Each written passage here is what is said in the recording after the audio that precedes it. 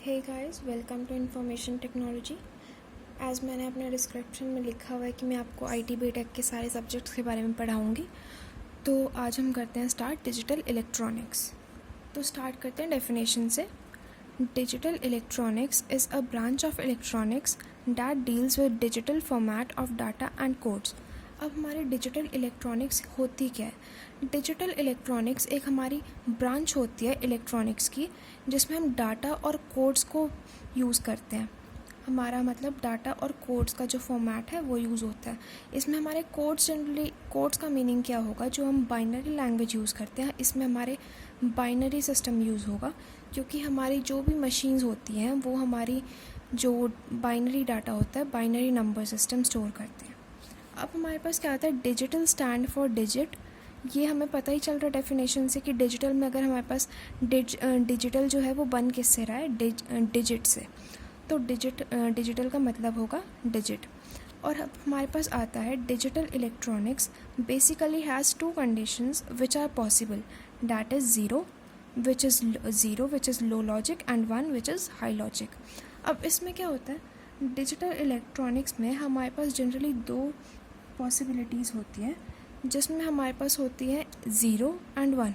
Zero को हम कहते हैं लो लॉजिक एंड वन को कहते हैं हम हाई लॉजिक। और अब नेक्स्ट पॉइंट है हमारे पास one and zero called bit and group of bits called bite.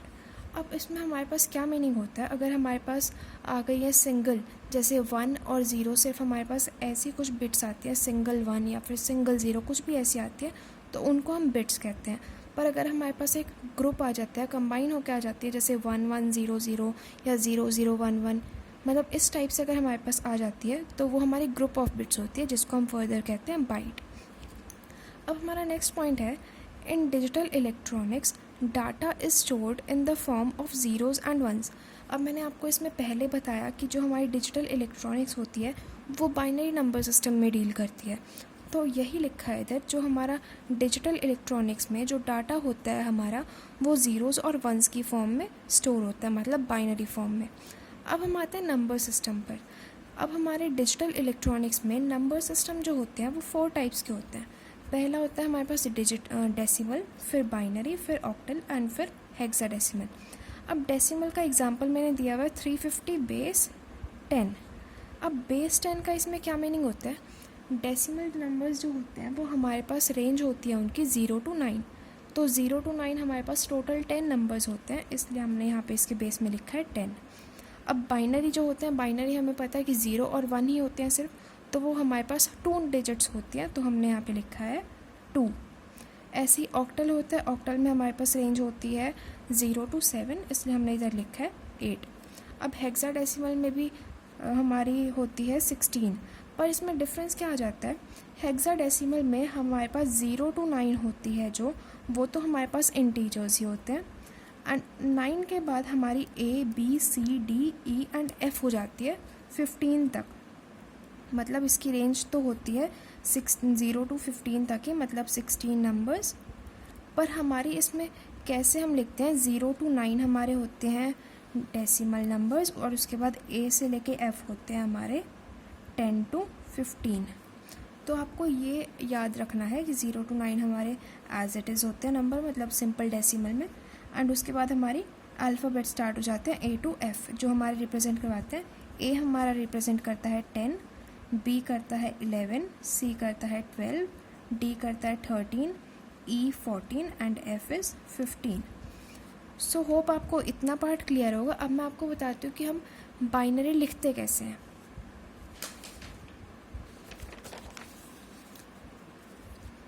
तो इधर मैंने डेसिमल नंबर्स लिखे हैं 0 to 10, ये सारे डेसिमल नंबर्स हैं इधर, और इधर मैं लिखा है इनके बाइनरी। तो हम इसको, एक हमारे पास बिल्कुल सिंपल फार्मूला होता है 2 to the power n। तो अगर आप करते हो 2 to the power 0, 2 to the power 0 is 1, तो हम क्या करते हैं, यहाँ पे ऑल्टरनेटिवली लिख लेते हैं 0 1 0 1, मतलब एक के बाद एक, पहले 0 फिर 1, 0 1 0 1, ऐसे हमने लिख लिया। ऐसे ही हम नेक्स्ट पार्ट में क्या करते हैं, हमने 2 to the power 1 कर दी, मतलब पावर हमें इंक्रीज़ करनी है।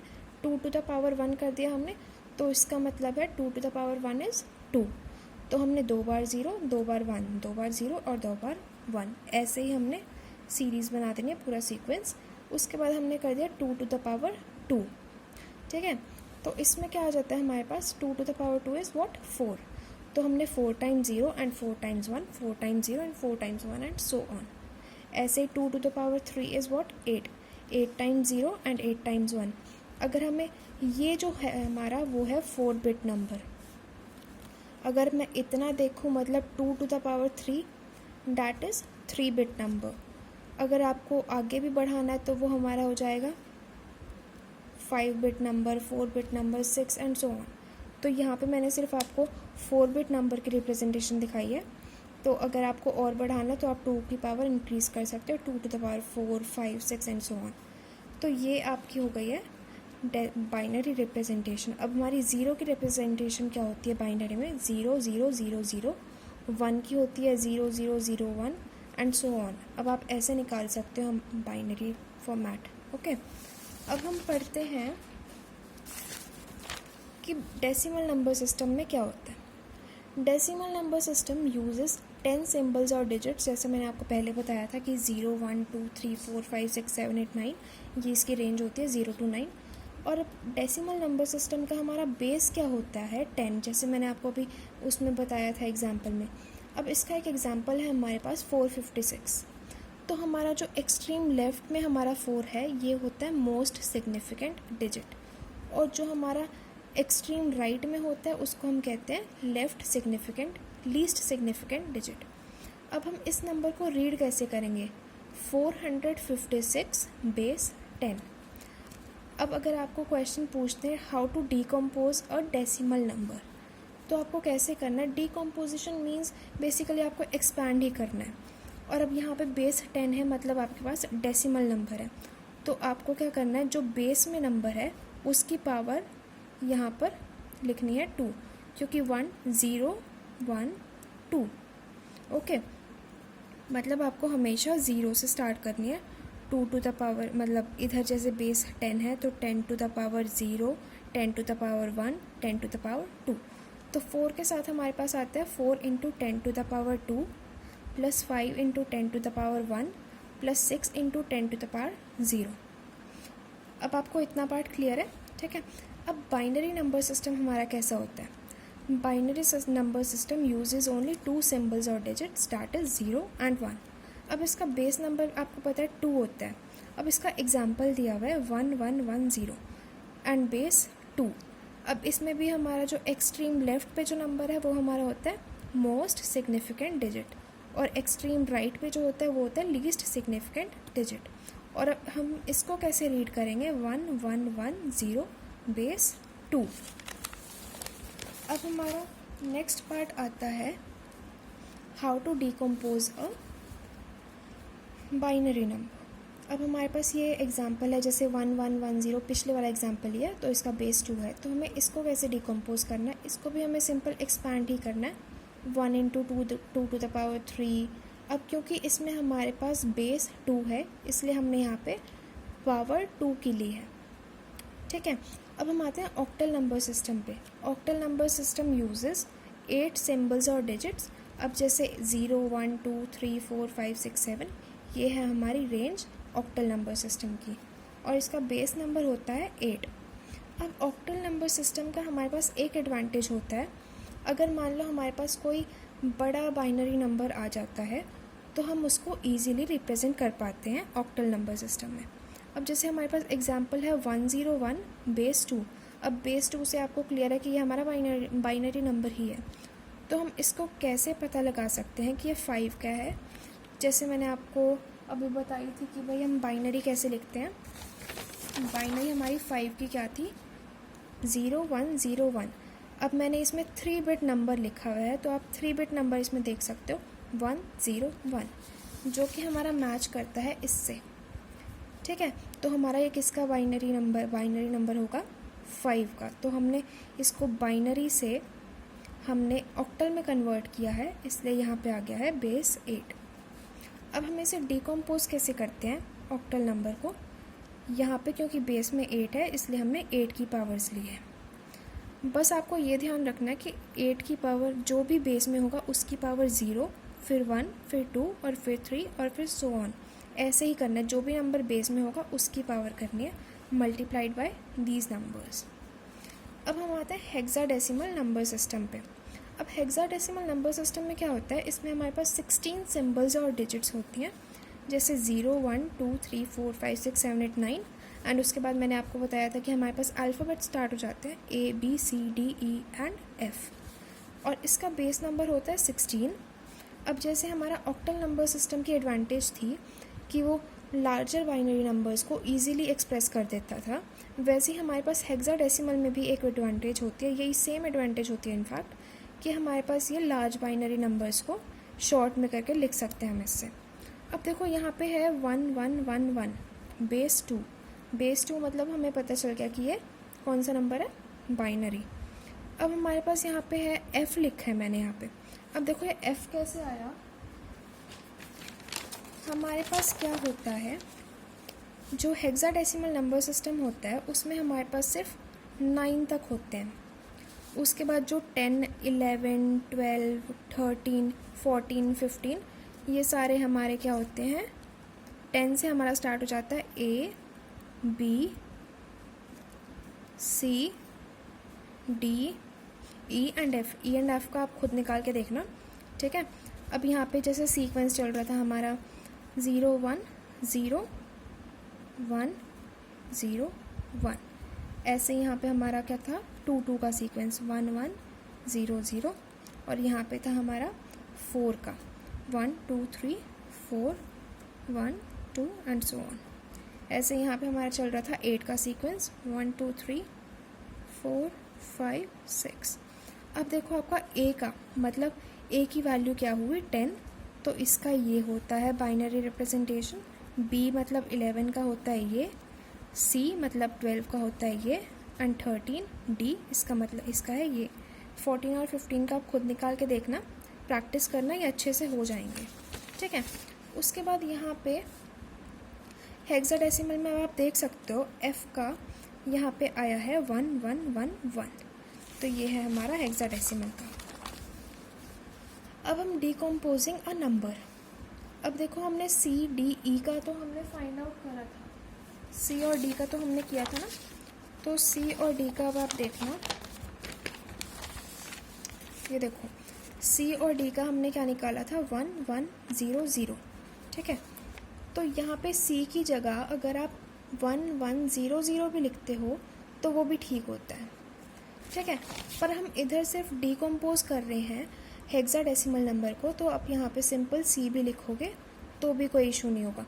तो इसलिए हमने यहाँ पे लिखा है 4 × 16 16, क्योंकि यहाँ पे हमारे पास बेस में 16 है, मतलब हेक्साडेसिमल नंबर है, इसलिए हमने 4 × 16 to the power 3 plus C × 16 to the power 2 plus D × 16 to the power 1 plus D × 16 to the power 0, ठीक है। यहाँ पे सॉरी आपका E आएगा क्योंकि क्वेश्चन में E है।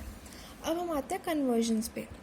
अब डेसिमल टू बाइनरी हम कैसे कन्वर्ट करते हैं, आपने ये कंप्यूटर में काफ़ी पहले भी पढ़ा होगा कि जैसे मान लो आपको 156 हमारा डेसिमल नंबर है, इसको बाइनरी में रिप्रेजेंट करना है, तो आपने जैसे HCF और आपने LCM भी निकाला होगा मैथ्स में, बिल्कुल उस टाइप का है। तो जैसे यहाँ पे हमने 156 लिया, अब हम बाइनरी में कन्वर्ट कर रहे हैं इसलिए हम 2 लेके चलेंगे, 2 से डिवाइड करेंगे, ठीक है। तो हमने यहाँ पे किया, आपको HCF निकालना आता है, 78 2 ज़ा 156 डायरेक्टली डिवाइड हो रहा है मतलब 0 रिमाइंडर। अब 39 2 ज़ा 78 होता है मतलब डायरेक्टली डिवाइड हो रहा है, रिमाइंडर इज़ 0। अब यहाँ पे हमारा 2 जो हो मतलब 19 2 ज़ा 38 होता है ना, 1 रिमाइंडर आ रहा है तो हमने यहाँ पे लिखा 1। अब 9 2 ज़ा 18 होता है, यहाँ पे भी हमारा एक रिमाइंडर बच रहा है, यहाँ पे आ गया 1। अब यहाँ पे भी 1 रिमाइंडर बच रहा है और यहाँ पे भी 2 2 ज़ा 4 हमारा डायरेक्टली डिवाइड हो रहा है और यहाँ पे हमारे पास 1। अब हम इसको लिखते कैसे हैं, इधर से स्टार्ट करते हैं हम 1 0 0 1 1 1 0 0, मतलब आपको बॉटम से स्टार्ट करना है और उसका बाइनरी आपको ऐसे लिखना है, starting from the bottom up to the top. So it will be 1 0 0 1 1 1 0 0 base 2। आप इसको एक और मेथड से कर सकते हो, डैट इज़ डिवीजन मेथड। तो 2 को आपने 156 से डिवाइड किया तो हमारे पास आया 78 एंड रिमाइंडर आया 0। अब आपको इसमें क्या प्रोसेस फॉलो करना पड़ता है, जो भी आपका क्वेश्चन आता है ना उसको आपको डिवाइड करना होता है 2 से। तो अब आपने 2 से 78 को डिवाइड किया, हमारे पास आया 0। अब नेक्स्ट क्वेश्चन हमारा आता है 39। तो हमारा 39 जो है वो नेक्स्ट स्टेप में हमारा क्या बन जाता है, डिविडेंड। तो हमने 2 को 39 से डिवाइड किया, हमारे पास आया 19। यहाँ पे हमारा 1 रिमाइंडर था, उसके बाद यहाँ पे हमने 19 जो हमारा क्वेश्चन था उसको डिविडेंड लिया, वैसे ही हमने डिवाइड करा। तो आपको तब तक डिवाइड करना है जब तक हमारे पास यहाँ पर कोई भी नंबर ना बचे, मतलब कि क्वेश्चन में कोई भी नंबर ना बचे और रिमाइंडर में 0 ना आए। अब आपको ये लिखना कैसे है, इसको भी आपने बिल्कुल एंडिंग से स्टार्ट करके लिखना है। जैसे हमारे पास ये है एग्जाम्पल, हमारे पास ये है 1 1 1, लाइक यहाँ से आपने स्टार्ट किया 1 0 0 1 1 1 0 0, यही आपका आंसर आ गया। ठीक है,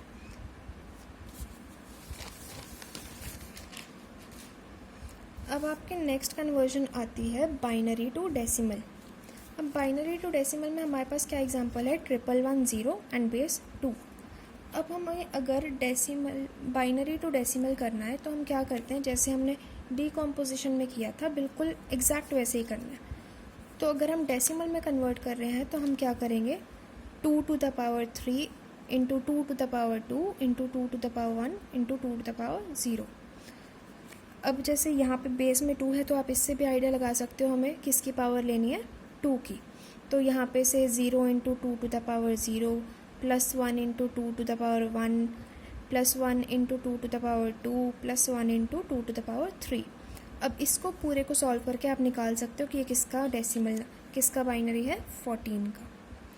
अब हमारे पास एक और टाइप का एग्जांपल आता है फ्रैक्शनल डेसिमल्स टू बाइनरी, कि अगर हमारे पास जो डेसिमल नंबर है वो फ्रैक्शनल हो तो हम उसको बाइनरी में कैसे कन्वर्ट करेंगे। अब देखो, जो आपका पॉइंट के लेफ़्ट साइड वाला पार्ट होता है वो होता है इंटीजर पार्ट, और जो पॉइंट के बाद वाला पार्ट होता है वो होता है कौन सा, फ्रैक्शनल पार्ट। तो अब हम क्या करते हैं, फ्रैक्शनल पार्ट पहले हम इंटीजर पार्ट को सॉल्व करते हैं, किससे, लॉन्ग डिवीजन से भी कर सकते हो आप, और जो प्राइम फैक्टराइजेशन वाला मेथड होता है उससे भी कर सकते हो। तो अब यहाँ पे हमने बिल्कुल सिमिलर वे अप्लाई किए, 2 को 327 से डिवाइड किया तो हमारे पास आया 163 एंड 163 का यहाँ पे हमारा रिमाइंडर बच गया 1। अब हमने इसी 163 को क्वेश्चन, जो हमारा क्वेश्चन था उसको क्या बना दिया नेक्स्ट स्टेप में, डिविडेंड।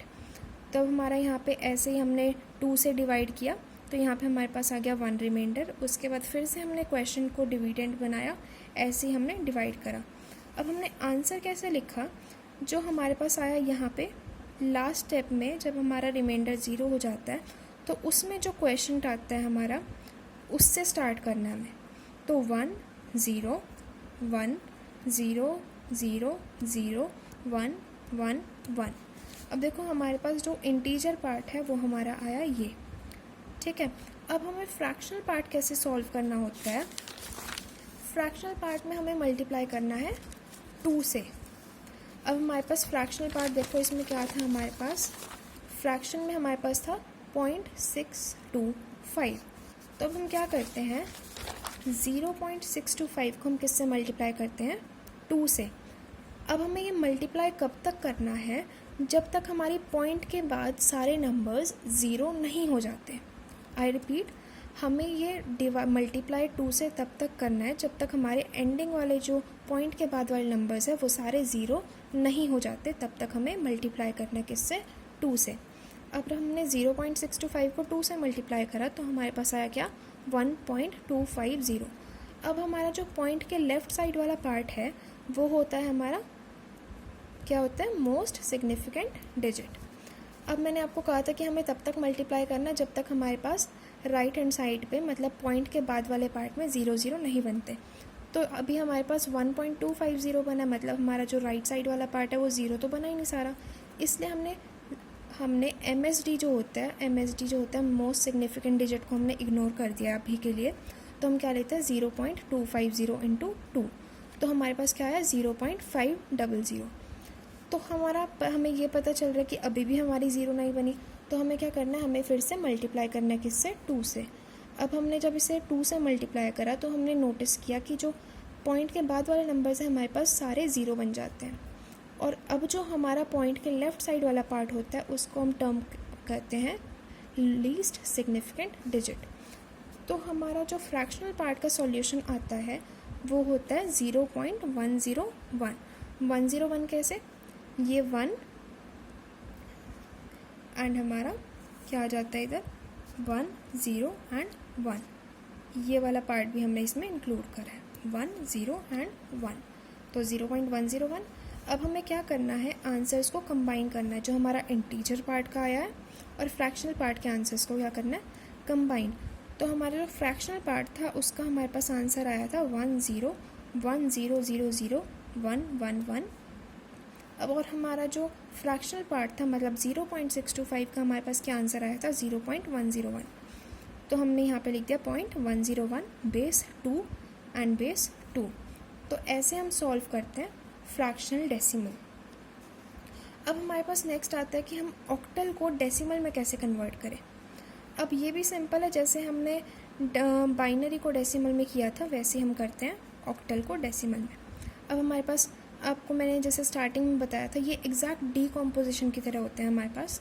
जैसे यहाँ पे बेस में 8 है, मतलब आपको आइडिया लग जाएगा कि हमें किसकी पावर्स लेनी है, 8 की। ऐसे ही हमने यहाँ पे 0 1 2 3 मतलब 1 into 8 to the power 3 plus 0 into 8 to the power 2, ऐसे हमें सारी ये सॉल्व करनी है। तो हमारे पास आ जाएगा एंडिंग में 529। अब आता है हमारे पास फ्रैक्शनल डेसिमल टू ऑक्टल।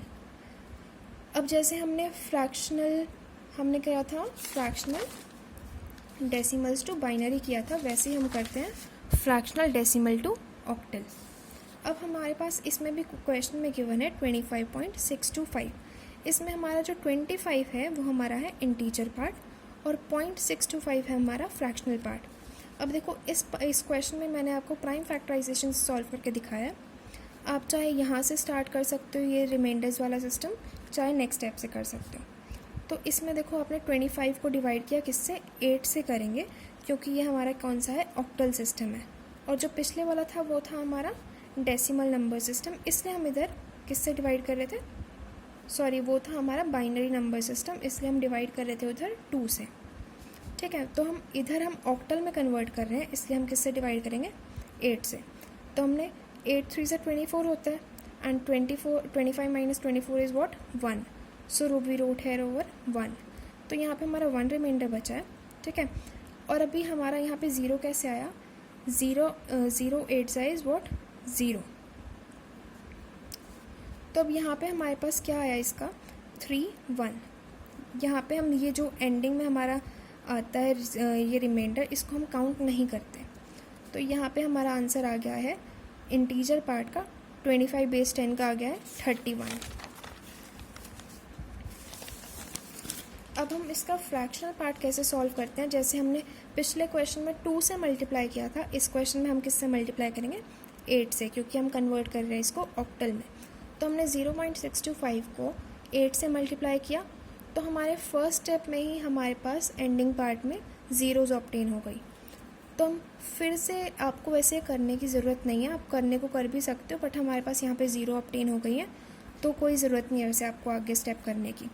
तो हमारे पास फ्रैक्शनल पार्ट का सॉल्यूशन क्या आता है, 0.5, आप 0 भी लगा सकते हो इसके बाद। तो अब हमारे पास पूरा का पूरा रिजल्ट क्या बना, 25.625 का हमारे पास बना, ये जो 35 था ये हमारा आंसर आया था इंटीजर पार्ट का, और 0.50 या 0.5 हमारे पास आंसर आया है फ्रैक्शनल पार्ट का। तो इन दोनों को हमने कंबाइन कर दिया, तो हमारे पास आ जाता है आंसर 31.50। अब हम करते हैं डेसिमल टू ऑक्टल। अब आपको पता है डेसिमल टू ऑक्टल में हम क्या करेंगे, 8 से क्या करेंगे, इसके प्राइम फैक्टर्स बनाएंगे। तो अब हमारे पास डेसिमल में आपको पता है बेस 10 होता है, तो इसमें हमने क्वेश्चन करना है 394 बेस 10, इसको ऑक्टल में कन्वर्ट करते हैं। तो हमने यहाँ पे 8 को हमने डिवाइड किया किससे, 394 से, तो हमारे पास क्वेश्चन आ जाता है 49। और अगर यहाँ पे हमारे पास आ जाता है बेस सॉरी बेस नहीं, हमारे पास रिमाइंडर आता है 2। और ऐसे ही हमने ये पूरा सीक्वेंस फॉलो करना है। अगर आपको इस क्वेश्चन में या फिर इस पर्टिकुलर मेथड में आपको प्रॉब्लम आती है तो आप डिवीजन वाले मेथड से भी कर सकते हो सॉल्व। तो इसका हमारे पास सॉल्यूशन आ जाता है 394 बेस 10 का हमारे पास आ जाता है 612 बेस 8। अब हम करते हैं हेक्साडेसिमल टू डेसिमल। अब मैंने आपको बताया था कि हमारे पास जो हेक्साडेसिमल में हमारे पास ए क्या होता है 10, ठीक है, और हमारे पास एफ क्या होता है 15।